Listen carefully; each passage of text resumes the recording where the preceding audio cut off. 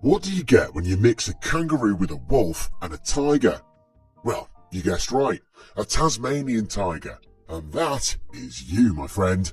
As strange as you look, you and your ancestors were once a dominant member of the Australian ecosystem before you went extinct around the mid-1900s. And today, we'll take a deep dive into why that is, what your life was like as a Tasmanian tiger, and if there are any possibilities of you making a comeback. Your story begins either in New Guinea, Australia, or Tasmania, which were the only places where Tasmanian tigers could be found. As a Tasmanian tiger, your life begins as most others do, well, with birth.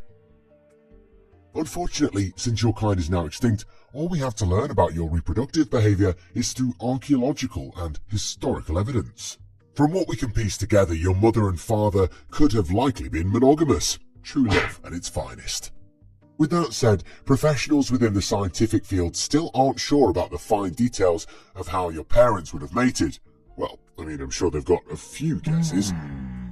Some evidence tells us that Tasmanian tiger couples mated year-round, although there was a peak in the breeding season during the summertime. After an extremely short gestation period of around 42 days, your mother happily popped you out so that you too could experience the horrors of the world. Don't feel too special though, as Tasmanian tigers typically give birth to litters of around 2 to 4 cubs, meaning you'll be part of a large family with a high chance of having a very annoying sibling. Interestingly enough, you and your family are marsupials, meaning that you and your young siblings are typically kept in protective pouches with your parents for the first portion of your lives. In your case, you and your siblings would have likely stayed attached by the hip, or rather by the teat, to your mother until you were around 2 months of age.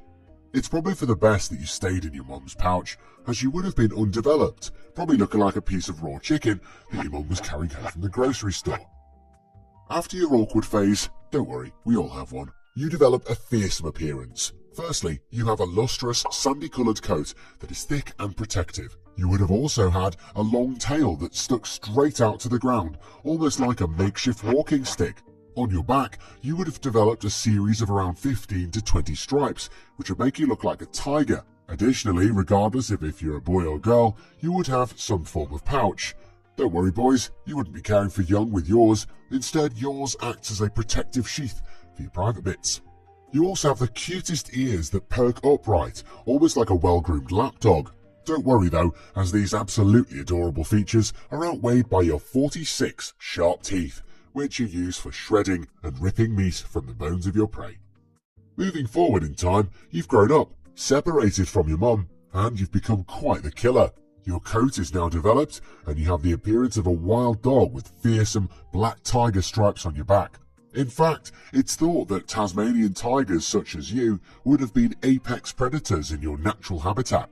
Even though you have the means to kill almost any animal, you also have a shy streak, which makes you seem elusive and even dangerous to humans. Due to your natural shyness, which is so charming by the way, you are a nocturnal hunter, meaning you wait until the darkness of night to hunt. You're also a very sneaky animal, which is one of the reasons why you're so dangerous. With this, you tend to sneak around in the night, lurking around your prey until you can get a good strike in. Of the many options in Australia's wilderness buffet, your favourite choices were marsupials such as kangaroos and wallabies, rodents and birds. Look at him. Catching just one of these rotund fellas could last you for a few days at least, assuming they don't roll away from you. After annoying farmers began moving into your territory, you would also have begun chomping down on livestock animals such as sheep, much to their dismay. Living in the wild is a hard feat though, meaning you sometimes don't get to choose to eat your favourite meals every day. Instead, you happily scrounged about, looking for anything you could sink your fangs into. Some sources claim that you may have even resorted to scavenging behaviour when the time called for it, but others think you were too distinguished for that kind of behaviour. That stuff is for the Tasmanian devils. Although it wasn't uncommon for you to be seen during the day, you would have typically been sleeping or hiding in some form of den or burrow. Most Tasmanian tigers found caves or burrows to sleep in, but you might have been fancy and found some sort of hollow log if you were lucky. Now it's time to pull out our history books and take a deep dive into the history of your ancestors. Way back before any humans came to dominate the continent, Your distant relatives once ran amok on the mainland of Australia and New Guinea. They were free to hunt and live as they pleased, with relatively little pushback from any competitors or predators. Unfortunately, this happy existence was cut short with the introduction of two devastating things: humans and dingoes. Yep, you heard me right. Your ancestors were taken down by some dogs and some glorified apes. The introduction of these competitors forced your ancestors to flee to Tasmania, which is where the last populations of you guys were before your untimely demise. Everywhere you went in Australia or New Guinea, you would have likely ran into a dingo or a human who wanted nothing more but to kill you. Humans, being as emotional as they are, were tired of you messing around with their livestock animals. The blame isn't all on you though, as many sources now note that you likely didn't play a huge role in killing livestock animals. But hey, the deed has already been done, and there's no longer any way for you to use that as a point of argument as to why you shouldn't be hunted. Because, you're extinct. Anyways, this often provoked the humans to deliberately hunt your species whenever possible. Dingoes, on the other hand, didn't have a great reason. Maybe they were just hungry, or bored, or resentful of their boring coats.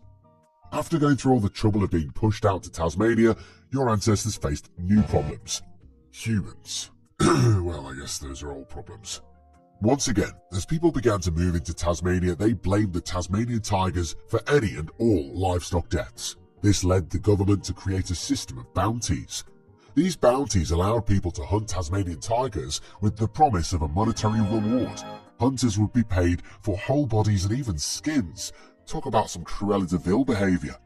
By the time people started hunting your ancestors, there were projected to be only around 5,000 of your folks left on the island.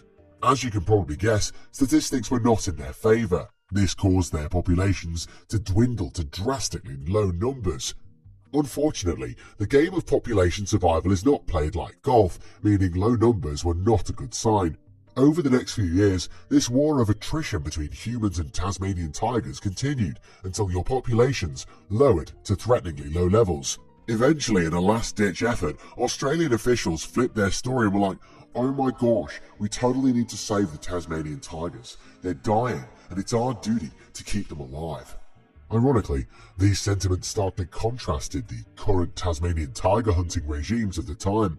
As fast as they could, Australian officials began to capture Tasmanian tigers in an attempt to set up captive breeding systems across the country. In fact, some were sent even further so that the effort to maintain populations could be supported.